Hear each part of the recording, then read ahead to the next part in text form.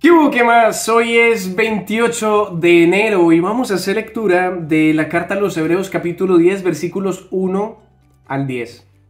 Dice: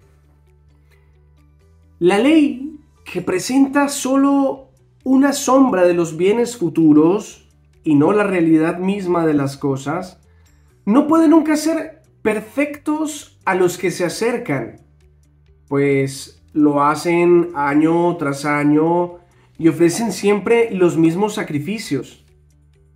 Si no fuera así, no habría dejado de ofrecerse, porque los ministros del culto, purificados de una vez para siempre, no tendrían ya ningún pecado sobre su conciencia. Pero, en realidad, con estos sacrificios se recuerdan año tras año los pecados. Porque es imposible que la sangre de toros y de los machos cabríos quite los pecados. Por eso, al entrar Él en el mundo, dice: tú no quisiste sacrificios ni ofrendas, pero me formaste un cuerpo. No aceptaste holocaustos ni víctimas expiatorias.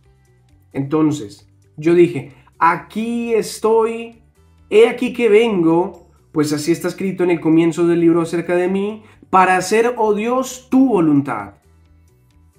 Primero dice: tú no quisiste sacrificios ni ofrendas, ni holocaustos, ni víctimas expiatorias, que se ofrecen según la ley.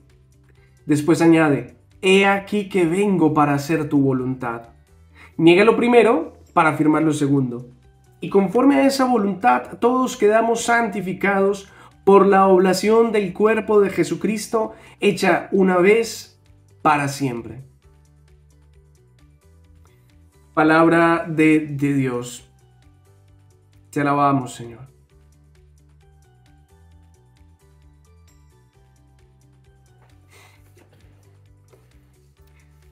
Nuevamente nos está hablando acerca del sacrificio de Cristo, del cual hablábamos ayer, que nos mencionaba que era un sacrificio definitivo, una vez para siempre. Y hoy centra sobre todo la mirada en aquel aspecto fundamental, el cuerpo de Cristo. No puede Cristo entregar su vida, redimir nuestra realidad, si no es a través de nuestra propia condición humana. Es decir, es necesario un cuerpo humano para que Él nos pueda salvar, porque no podría de otra manera asumir nuestra condena, que te lo decía ayer, es la muerte. Por tanto, ya que se está volviendo a hablar del tema y que aquí es mucho más explícito, porque recuerda esto de que ya Dios no quiere sacrificios ni ofrendas, sino un corazón dispuesto a hacer su voluntad, y en este caso pues es la voluntad perfecta de Jesucristo que la hace. Pues yo quisiera más bien que nos fijáramos en un tema que aparece aquí, pero de manera como un poquito solapada, no es tan central, pero es una cosa muy linda porque de hecho tiene que ver con lo que estoy estudiando en estos días para mis exámenes. Uno de los tantísimos temas que tengo que estudiar, porque madre mía, sí que tengo que estudiar tanta cosa. Pero es un temita muy bello. La ley, que se presenta solo como una sombra de los bienes futuros. La ley como una sombra de los bienes futuros. ¿Cómo es esto? Luego, ¿acaso la ley, cuando se habla de aquí de la ley, se refiere a la Torá? Es decir, los 5 primeros libros de la Biblia, en los cuales están contenidos toda la normatividad mosaica, es decir, de la época de Moisés. Se trata de normas que Dios le da al pueblo de Israel a través de su siervo Moisés. Normas que nosotros comúnmente conocemos las más famosas de todas, en las cuales se concentra, los principios fundamentales, los 10 mandamientos. Pero déjame decirte que la ley mosaica es mucho más amplia. Tiene muchísimas cosas, muchísimos elementos. Desciende a cosas muy concretas de la vida cotidiana, que no servirían mucho para nuestra época, digámoslo así, esos elementos que descienden muy a la vida cotidiana, pues porque habla de cosas que nosotros ya no tenemos, no practicamos, como la esclavitud, como una vida bastante agropecuaria. Bueno, quizá a algunos de los que viven en el campo les puede llegar a servir, pero digo, ¿por qué nos está diciendo aquí el autor de la carta a los Hebreos que la ley es una sombra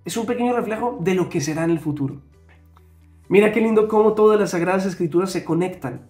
A pesar de la distancia, a pesar de que estamos hablando de los primeros libros de la Biblia, la Apocalíptica, que es lo último de toda la Biblia, se conecta perfectamente. Encontramos en el Apocalipsis, por dar un ejemplo, que toda la ley de Moisés se cumple a plenitud en Dios. Eso que tanto se predicaba se va a cumplir perfectamente en Dios. Queridos míos, soñemos con ese encuentro y preparémonos desde ya aquí a vivir la voluntad de Dios a perfección. No esperemos al último momento, sino desde ya comencemos a vivir la voluntad de Dios. Amemos a Dios, amemos al prójimo. Yo te bendigo en el nombre del Padre, del Hijo y del Espíritu Santo. Amén. Chao, chao.